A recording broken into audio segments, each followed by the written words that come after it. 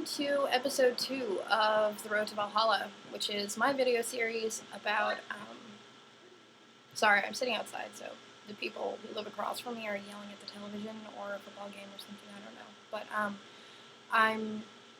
I don't even remember what I was saying. Oh, right, what this is. Okay, so this is my educational video series about, the research I'm doing for my Old English class. I'm building a forge and making a Viking Seax as my research project, and yeah, I just wanted to make videos to basically record where I'm at, because reading blog posts is not very interesting. I don't like to do it, and because of the boring nature of a lot of the information that I've got to tell you, yeah, videos is probably best.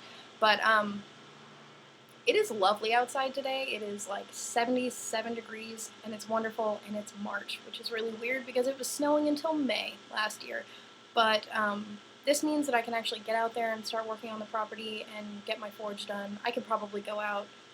This weekend is St. Patrick's Day, so I'm not going anywhere. But the next weekend, I should probably be able to go up to the property and get some work done. I'll probably be able to hammer it out in one afternoon and get the whole thing built. I say the whole thing. It's going to be really small, and no one's going to be impressed with it once I've built it. But yeah, so that's where I'm at on that. But today I wanted to talk about the weapon that I'm going to make, because the two parts of my research process are to build the forge and then make the Seax. So now that I've told you about what a forge is and what I'm going to do for that, I'm going to talk to you about the Seax. The Seax is also known as a sax. There's about 1,000 words that refer to it. It changes via language and things like that. So Seax is actually Old English for knife or cutting tool. At least that's what my resources told me. But yeah, so that's a really broad term. But specifically the weapon that I'm talking about, we use the term Seax to talk about a weapon carried by men from the 5th to the 11th centuries in Europe. And it shows up as early as the 4th century in Scandinavia. So yeah, it's been around for a long time. It's a really crude weapon. It's pretty basic, which meant that everyone had access to it. Kings used them, farmers used them, warriors used them. It's basically like the Viking multi-tool. It's multi-purpose, it's basic, it's easy to make. Even like the most novice of blacksmiths, like myself, can make a Seax, which is why I chose to do that instead of like a badass sword or something. I mean, maybe if I get a little bit more experience over the summer, I'll be able to do that, but I don't really have that much faith in myself at this point. So I wanted to talk to you about the design of the Seax, what it would look like. I'm going to be posting pictures on my blog, if I remember to, underneath this video, just to show you what it looks like, but I'd like to describe it, because putting things in my own words makes things make sense to me. So, sorry, coffee, I'm tired. Okay, so, see my notes. Actually, I guess you can't see, it's kind of whited out, but I was just trying not to blather, and then I ended up doing it anyway.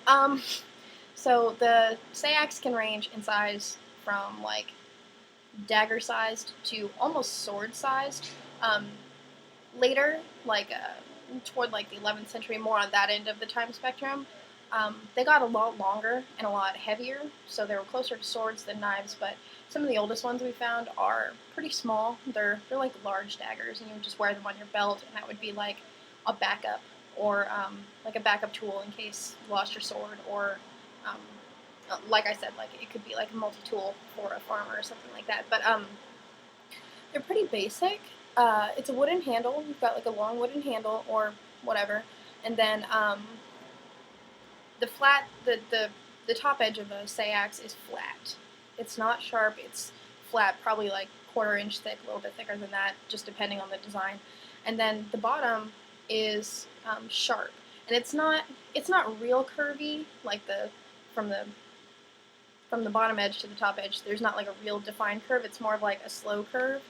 So it's really closer to a machete, which is kind of cool because the idea of a Viking using a machete is pretty awesome. But Yeah, when I said it was a basic weapon, it's a pretty basic weapon. But the fact that it was used for so long tells you that it's pretty effective and it gets the job done. Um, yeah, so they can be made out of pretty much anything. Well, metal-wise, not anything, obviously, but they can be made out of iron or steel or, various mixed metals. Um, some of them are plain, like just a simple sort of dagger-like thing. Some of them have like cool snake designs on the side, and they're engraved, and some of them have got like inlays of precious metals like gold and silver and copper and brass and stuff like that, just decorative, which is kind of cool, like a wealthier person, like a king or something, like a really wealthy merchant or whatever would have had a longer one that was more decorated and stuff. So yeah, but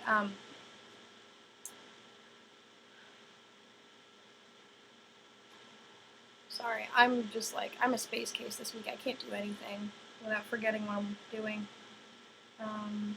Okay, right. So there's a specific design that we find more often than not in Viking burial mounds and things like that.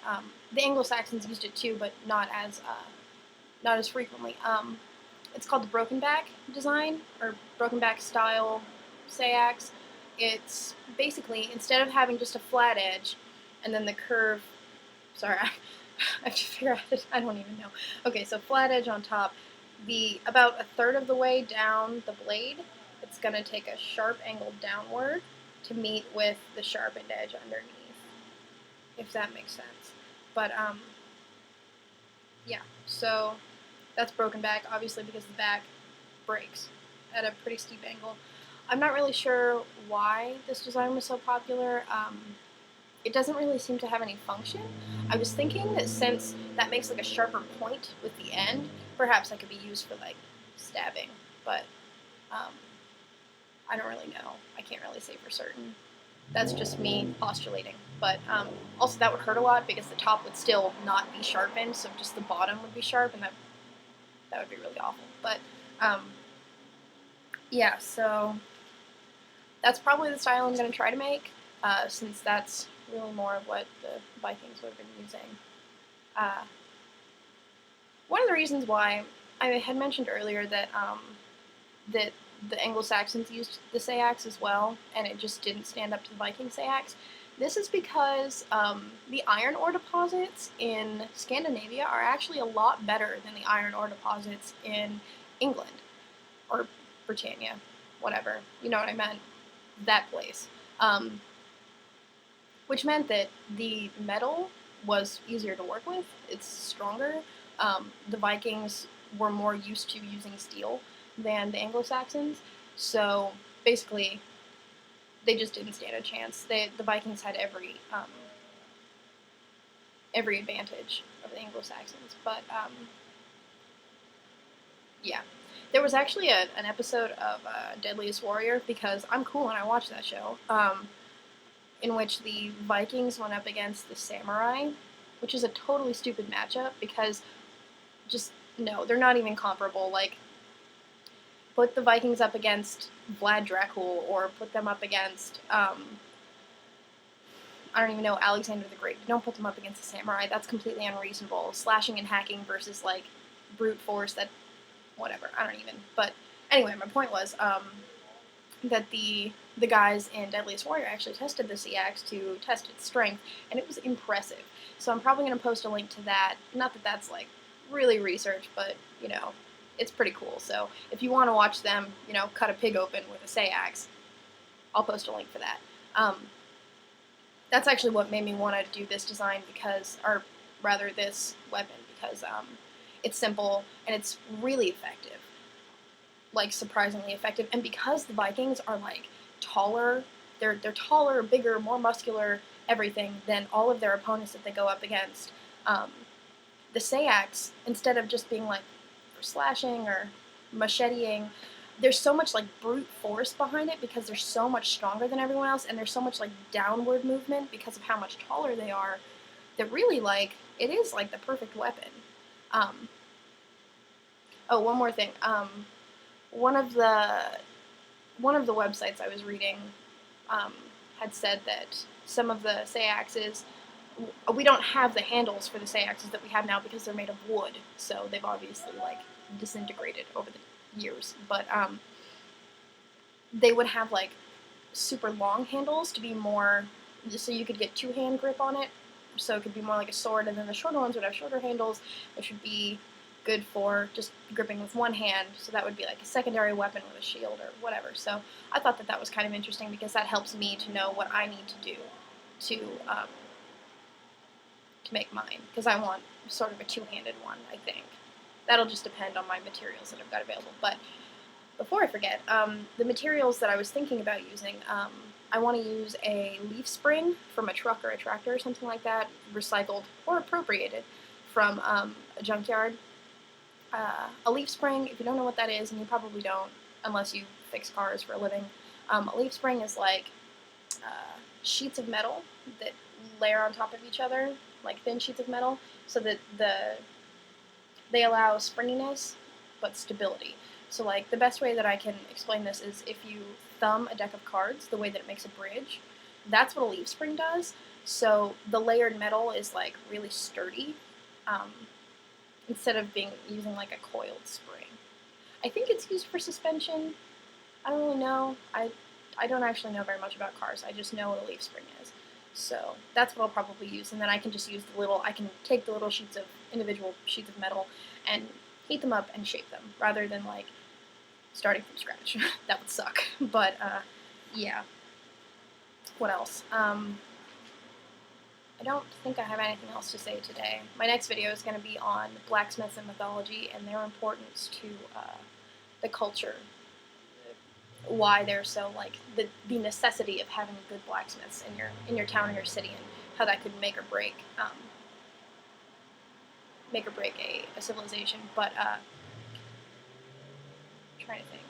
Oh, and I also was going to mention briefly in my next video about the importance of swords and legacy, which I think is kind of cool because it sort of ties into what I'm working on, because I want to experience what a blacksmith experience is, and the relation between a blacksmith and his weapon that he creates, and then the weapon and the warrior, and then the warrior and his legacy, and like the names of things, the names of swords. I wanted to talk about Excalibur a little bit and some of the other ones, and I wanted to talk about Wayland the Smith, who is the Viking figure in mythology. So he's pretty cool. There's a pretty cool story I want to talk about him. But the sword thing. Sorry, like I said, I'm really just not all there today. The sword thing, I wanted to talk about modern revivals of this like idea of the blacksmith and sword and stuff, because you see it in like World of Warcraft, which I'm not ashamed. I play World of Warcraft, okay?